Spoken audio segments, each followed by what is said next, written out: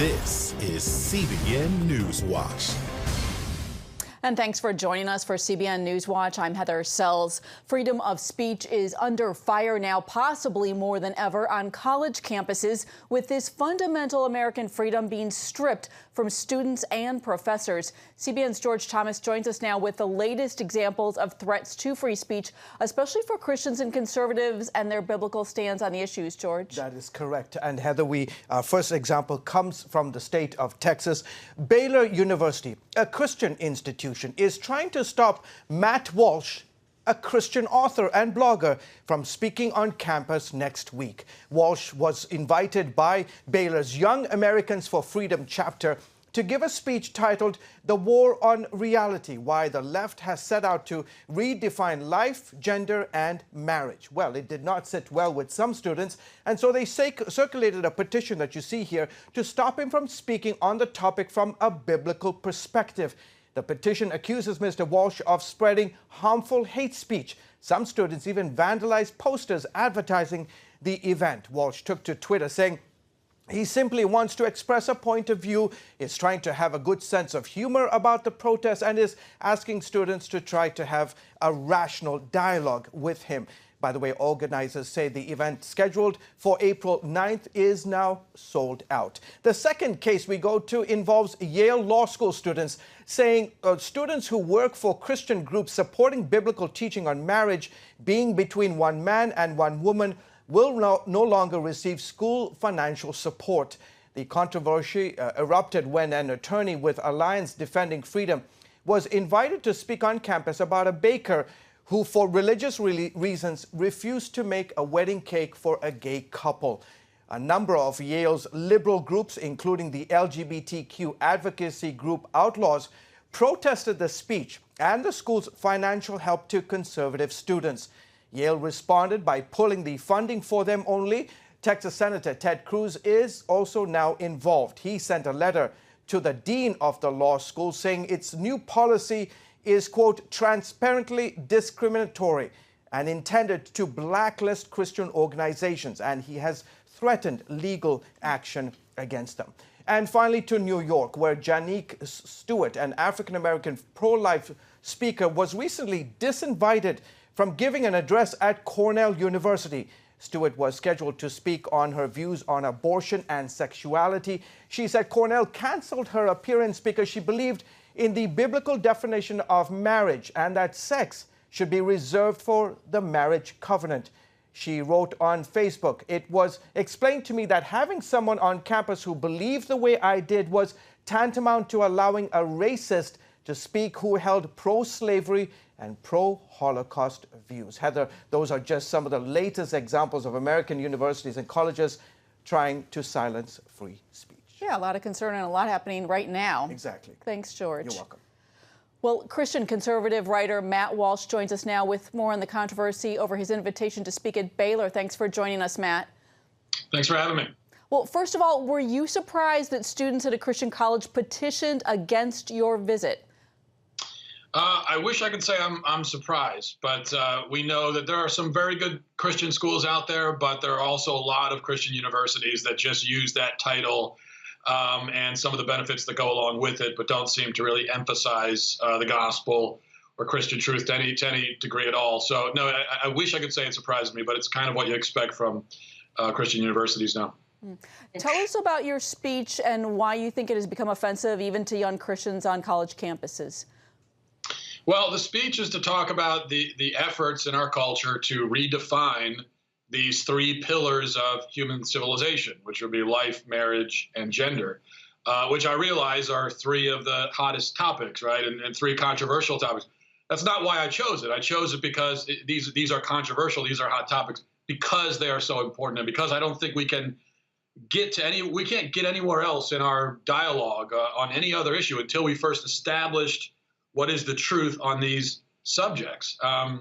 And as far as why it's controversial on a Christian campus, I think it's just because although these are basic Christian teachings, I think that a lot of Christians simply aren't raised in households or in churches that emphasize even the basic Christian teachings.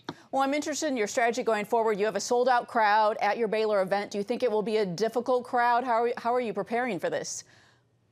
Well, I guess I don't know exactly what to expect in terms of. I'm hoping that that people that come, if they actually are coming to the event itself, if they want to stand outside and hold posters and signs, they're welcome to do that. But if they're going to come inside, I hope that they will at least be there to listen to what I have to say, and then we can have the discussion afterwards in the Q&A. So that's what I'm hoping for. And you know what? I'll say that I would expect that. I think that will happen. That at the end of the day, people will come and they'll listen, and it will go off, without a hitch for the most part. That's what I'm expecting. Matt, I'm curious as to where you see all this going. We've seen more and more cases of colleges seeming to be anti-free speech. Do you see restrictions continuing to grow, or do you perhaps see the pendulum swinging back? I would hope that the pendulum is swinging back, but I don't think that I don't know if I actually see that happening. I think that critical thinking skills. It's really important that people have critical thinking skills. And part of the problem is that ability to think critically, to actually engage with an opposing point of view, try to understand it, and then express your own view. That simple process is not being taught in schools, in the public school system, in the education system. And so that a lot of kids are ending up in college and they don't really have those skills. And so when they're confronted with a point of view they disagree with, the only thing they know how to do is just to try to shut it down. So I think, unfortunately, we're just going to see more and more of that. Although I do want to say one other thing quickly, that I do appreciate that the University of Baylor and the administration, I mean, they have stood by this event, and the event's going to happen. They haven't backed down. So I do really appreciate that. Well, I know we're all hoping for a civil dialogue. Matt Walsh with the Daily Wire, thanks for your time. Thank you. A Republican senator wants the IRS to review the Southern Poverty Law Center and its tax-exempt status. Senator Tom Cotton says the organization has become a tool of the left to investigate and condemn conservative organizations. And he also has huge concerns about their financial dealings. They've really become kind of a hate group themselves. They have this so-called hate map, and they use it to stigmatize their political opponents. Respectable center-right organizations. So the Southern Poverty Law Center has over $500 million. About a quarter of that, Tucker, is parked in overseas accounts, as best we can tell. I don't know many charitable advisors say it's best practice to send your endowment to overseas accounts in the Caribbean. That's one reason why Charity Watch gives them an F rating. The senator originated as a civil rights group. Tonight on Faith Nation, some believe the American dream is dying out. Learn about something called Alienated America and what makes communities thrive or die. You can watch Faith Nation here on the CBN News Channel. Well, thousands gathered at the Virginia State Capitol on Wednesday to take a stand for the unborn. Nearly 65,000 people attended the state's first March for Life rally. It comes months after Governor Ralph Northam and other state Democrats pushed for extreme abortion legislation. Although it was vetoed, politicians and survivors shared why all deserve a chance at life. A 2018 Gallup poll found only 13% of Americans support third trimester abortions. And Victoria Cobb is the president of the Family Foundation of Virginia. She spoke at yesterday's rally, and she joins us now to share more. Victoria, thank you for being with us. Thanks for having me. You just defeated an abortion bill that gained national attention. How difficult was it to do that? Well, it's unfortunate. We saw it pass in New York, and thankfully that was a wake-up call for Virginians, which set our General Assembly in motion. It was an abortion on demand up until the point of birth for any reason. Thankfully, our General Assembly is divided very narrowly between pro-choice and pro-life ideology.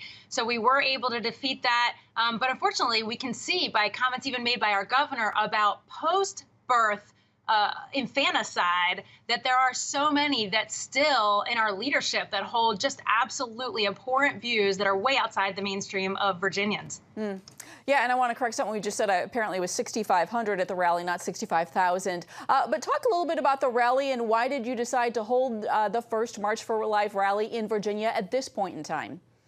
Well, we were thrilled to partner with National March for Life and bring that event to Virginia because a statement needs to be made in our state capital and in state capitals all around the country so that we realize abortion law is not just made at the federal level, it's made here at the states. And so we want to make a statement. So many people came out yesterday, just families and churches and schools. I can't even tell you the numbers that were here that were simply making sure that their voices were heard for the unborn. And we were thrilled.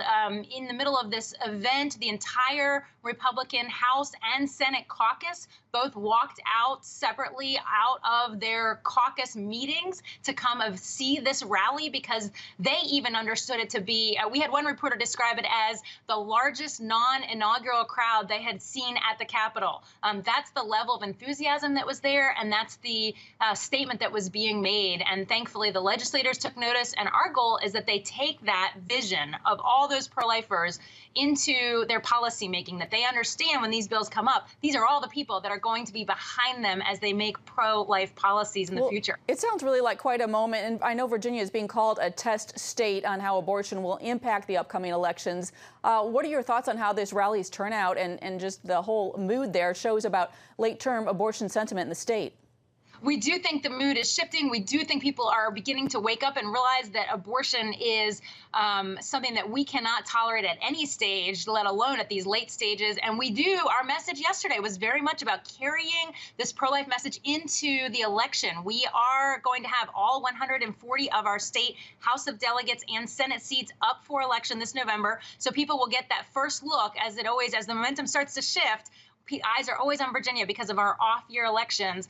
So we told these folks that their voice matters, but their vote is their voice. And so they need to be out with friends, neighbors in their churches running voter registration drives, putting out information so that everyone knows where every candidate stands on these critical issues.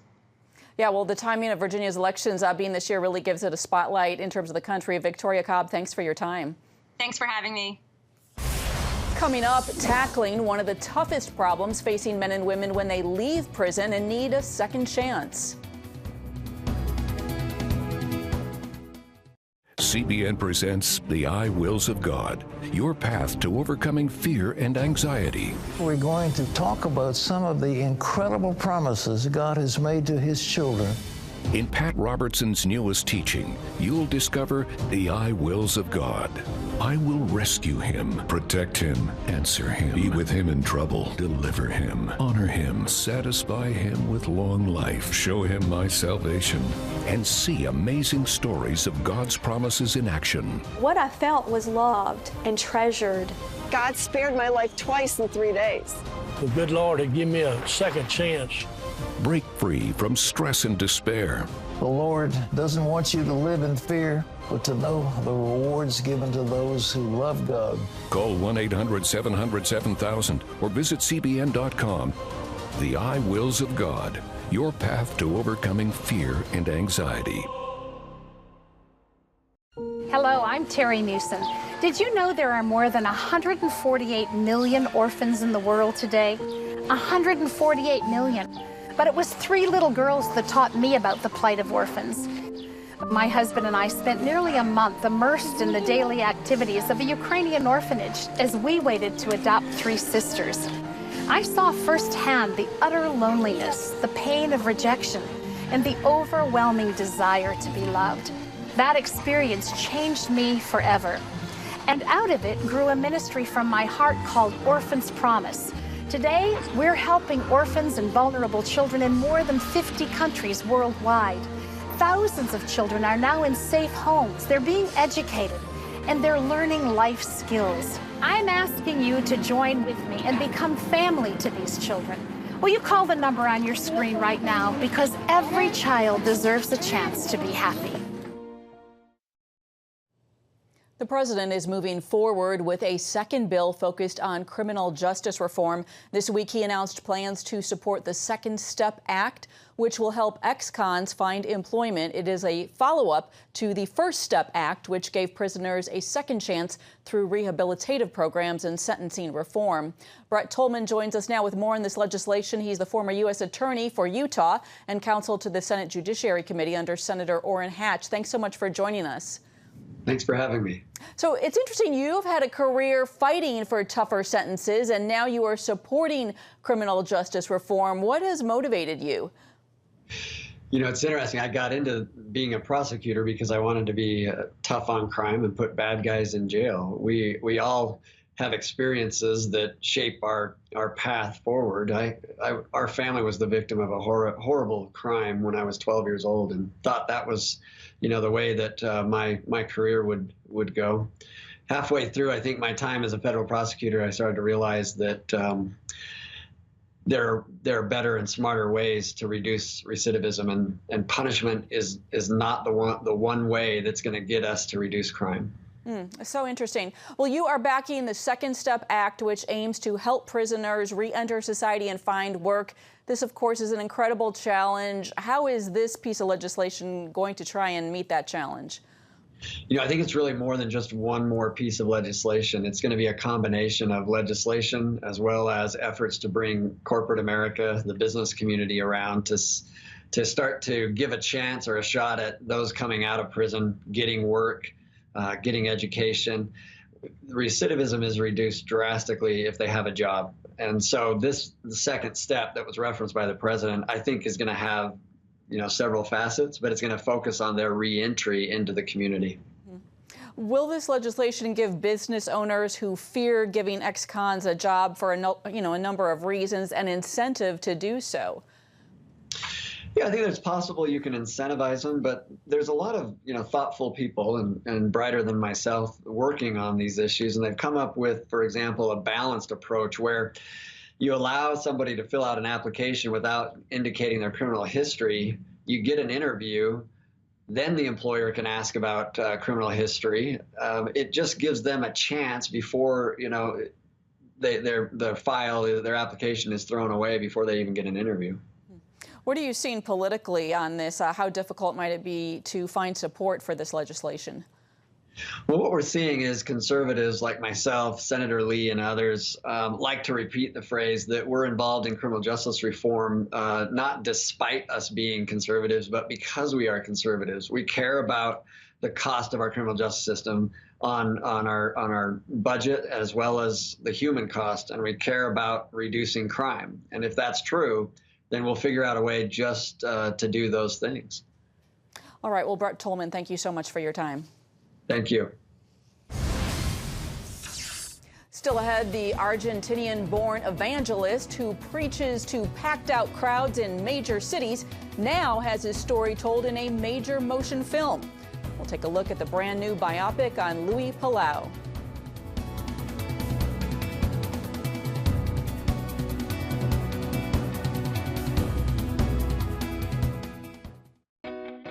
Parents, the Superbook Bible app is a great way to get your child reading the Bible, because in today's busy world, we can use some help. The free Superbook Bible app has fun stuff your kids will love. They'll have a blast learning the Bible, playing great games, watching cool videos, discovering heroes in the Bible. They'll have fun while they learn God's Word. The Superbook Kids Bible app, available now. Life. It's meant to be lived fully. Jesus said it. I came to give you life. Life to the fullest. Life in your family. Life in your finances. Life in your body, mind, and spirit. Life in your everyday.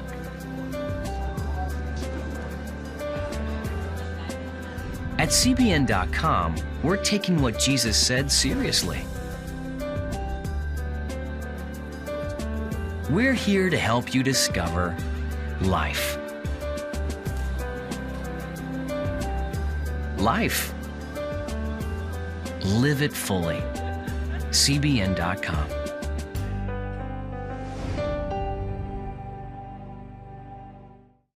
Discover the I wills of God. I will rescue him, protect him, answer him, be with him in trouble, deliver him, honor him, satisfy him with long life, show him my salvation. What I felt was loved and treasured God spared my life twice in 3 days. The good Lord had given me a second chance. Call 1-800-700-7000 or visit CBN.com. The I Wills of God, the latest teaching from Pat Robertson. Check out the CBN News Daily Rundown podcast each weekday with me, Caitlin Burke. Click on the show tab at cbnnews.com where you can listen and subscribe.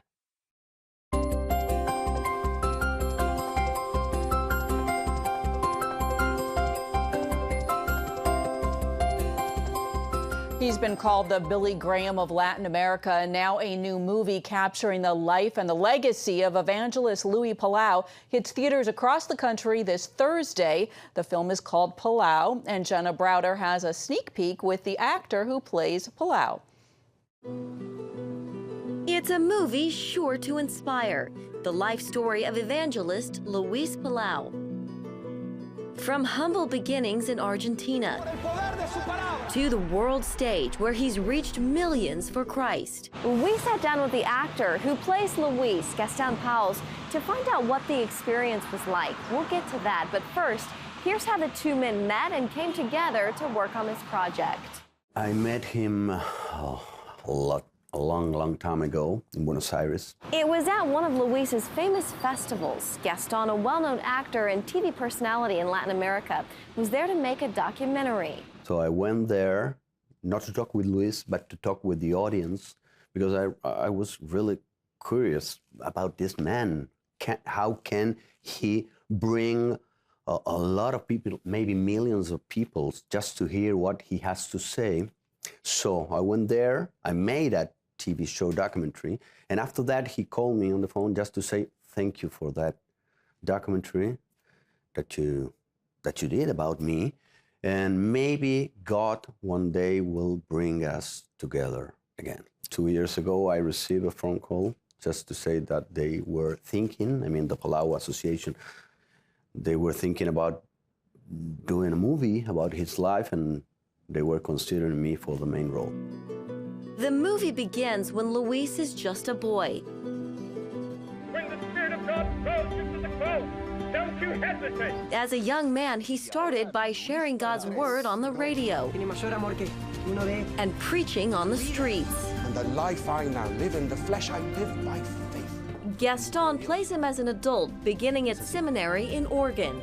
Always a real challenge to create a character, but when you have to create a real man who is still living, it's more difficult, and you have to be very respectful. Before they started shooting, he wanted to meet Luis face to face. So we met 2 years ago in Portland, and I could see there his eyes. Everything is there. And his humility, his humanity, his way of talking, and he was there. And that's what he captures in these scenes that follow the ups and downs of Luis's story. Billy Graham, pleasure to meet you. Luis was inspired by Billy Graham, who became his lifelong friend and mentor. And just like the famous evangelist, God gave Luis the ability to reach the masses for the kingdom. Gaston says picking up Luis's voice proved to be one of the hardest parts of the role. He has a particular way of talking. He talked like, "Hello, Gaston, how are you?" So I had to put my voice here. He remembers one especially challenging scene when he could no longer speak. I started to think, please, I can't believe this. I can't believe everyone were there looking at me, just thinking, come on, man, where's your voice? So I started to pray in front of the extras, and they were starting to pray with me.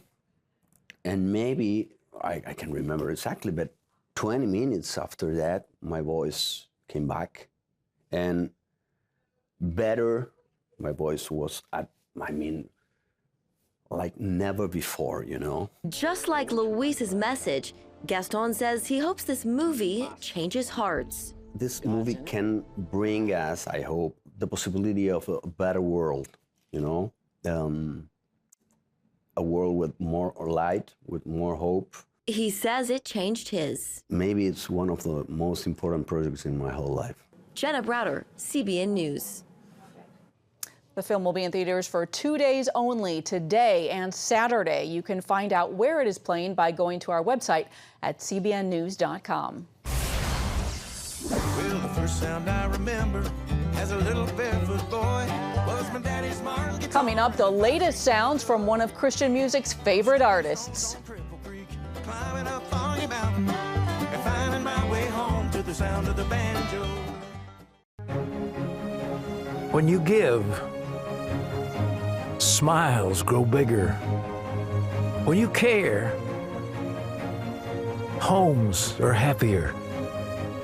When you comfort, the hurt goes away. When we all come together to love, miracles happen. Hello, I'm Terry Newsom. Did you know there are more than 148 million orphans in the world today? 148 million. But it was 3 little girls that taught me about the plight of orphans. My husband and I spent nearly a month immersed in the daily activities of a Ukrainian orphanage as we waited to adopt 3 sisters. I saw firsthand the utter loneliness, the pain of rejection, and the overwhelming desire to be loved. That experience changed me forever. And out of it grew a ministry from my heart called Orphan's Promise. Today, we're helping orphans and vulnerable children in more than 50 countries worldwide. Thousands of children are now in safe homes. They're being educated, and they're learning life skills. I'm asking you to join with me and become family to these children. Will you call the number on your screen right now? Because every child deserves a chance to be happy. Hello? Is this thing on? Hey, kids, do you love games? And do you love discovering things? Well, do ya? Then you're gonna love this. It's the new free Superbook Kids Bible app. You can play games, watch videos, find answers to your questions, and a whole lot more. The new Superbook Kids Bible app. Free downloads available on iTunes and Google Play now. Come home to the Southern Gospel Station from CBN Radio. You'll enjoy a rich Southern blend of bluegrass, classic gospel, and Southern Gospel favorites. CBN Southern Gospel. Available now at cbnradio.com. Well, I come from a place where the bluegrass grows, where the rivers run and the music flows, and I carry it with me everywhere I And that is Grammy Award-winning artist Stephen Curtis Chapman with his new album, Deeper Roots, Where the Bluegrass Grows. It also features Rascal Flatts and country music legend Ricky Skaggs. Chapman says it is full of theology-rich hymns, focusing on an immeasurable God, set to tunes from his bluegrass roots. Who knew? And that is it for this edition of Newswatch. You can find more on the issues that you care about most at cbnnews.com, and you can watch CBN News programs anytime on our CBN News channel. Please tell us what you think about the stories that you've seen here. You can email us at newswatch@cbn.com or talk to us on Facebook, Twitter, and Instagram. We hope that you will join us next time. Have a great day.